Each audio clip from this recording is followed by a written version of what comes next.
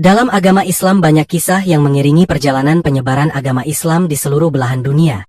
Dan tentunya tak luput dari kisah makhluk mitologi yang telah tertulis di Al-Quran.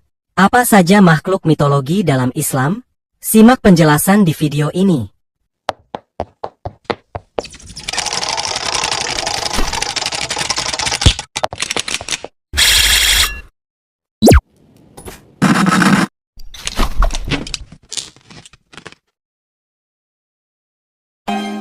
Enam makhluk mitologi dalam Islam.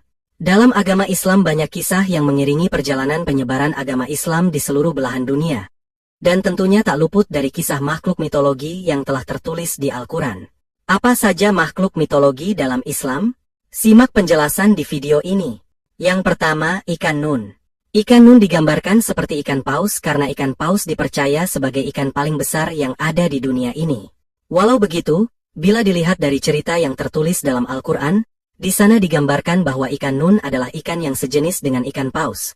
Tetapi ukuran ikan nun bukan seperti ikan paus biasa, melainkan merupakan sebuah ikan dengan bentuk yang sangat besar. Bentuknya mungkin berkali-kali lipat ukuran paus dan pernah ditugaskan Allah Subhanahu wa Ta'ala untuk melahap Nabi Yunus saat sedang menaiki kapal. Melansir dari situs NU Online, ulama banyak yang berselisih mengenai berapa lama Nabi Yunus tinggal di dalam perut ikan. Menurut Qatadah, 3 hari. Menurut Abu Ja'far Asy-Sya'dik, 7 hari. Sedangkan menurut Abu Malik, 40 hari.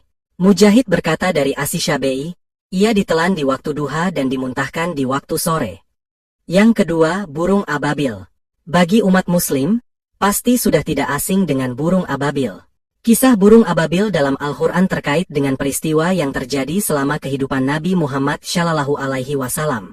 Kisah ini dicatat dalam surah Al-Fil yang merupakan surah ke-105 dalam Al-Quran. Surat Al-Fil adalah surah yang singkat dan menceritakan peristiwa yang terjadi sebelum kelahiran Nabi Muhammad.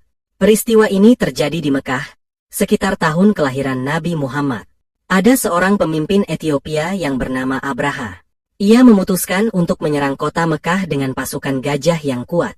Abraha memimpin pasukan tersebut dalam suatu usaha untuk menghancurkan Ka'bah, bangunan suci yang telah dihormati oleh orang-orang Arab. Namun, ketika pasukan Abraha dan gajah-gajahnya mendekati Mekah, Allah Subhanahu wa Ta'ala mengirimkan burung ababil ke wilayah tersebut. Burung-burung ini membawa batu-batu kecil yang dijatuhkan ke pasukan Abraha dan gajah-gajahnya. Batu-batu ini menyebabkan pasukan Abraha dan gajah-gajahnya mengalami kehancuran. Kisah ini adalah contoh keajaiban Allah dalam melindungi Ka'bah dan menghukum orang-orang yang mencoba merusaknya. Yang ketiga, burak. Nama burak berasal dari kata barku yang berarti kilat. Kata barku beberapa kali disebutkan di dalam Al-Quran. Seperti namanya, burak punya kecepatan layaknya kilat atau sama bahkan melebihi kecepatan cahaya. Dikisahkan bahwa burak pernah membawa Nabi Muhammad SAW dalam perjalanan Isra Mi'raj dari Masjid Al-Aqsa ke langit. Burak yang secepat kilat tentu memungkinkan Nabi Muhammad menempuh perjalanan jauh dari Masjidil Haram di Mekah menuju Masjidil Aqsa, lalu naik ke langit ke-7 untuk bertemu dengan Allah Subhanahu wa Ta'ala, kemudian kembali ke bumi. Berikut adalah salah satu hadis yang menjelaskan mengenai burak, dikutip dari laman NU. Dari Abdullah bin Mas'ud bahwasannya Rasulullah SAW berkata, "Aku telah disediakan burak, aku pun duduk di belakang Jibril dan berangkatlah bersama. Ketika hendak naik kedua kakinya diangkat ke atas, dan ketika turun kedua tangannya yang diangkat." Yang keempat, Dabbat al-Ard. Dalam bahasa Arab, dabbah bisa berarti binatang saja, atau monster, sedangkan al-Ard artinya bumi. Jadi jika diterjemahkan ke bahasa Indonesia, arti dabbah al-Ard adalah binatang buas atau monster yang berasal dari bumi. Rasulullah SAW bersabda, "Ada 3 hal yang jika keluar, maka tidak akan berguna lagi keimanan orang yang belum beriman sebelumnya atau belum mengusahakan kebaikan yang dilakukan dalam keimanannya. Terbitnya matahari dari barat, Dajjal, dan binatang bumi." Berikut ini ciri-ciri dabbah al-Ard. Ibnu Zubair menyebutkan sejumlah ciri-ciri dabbah, antara lain: 1. Kepalanya seperti kepala kerbau. 2. Matanya seperti mata babi. 3. Telinganya seperti telinga gajah. 4. Tanduknya seperti tanduk rusa jantan. 5. Lehernya seperti leher burung unta. 6. Dadanya seperti dada singa.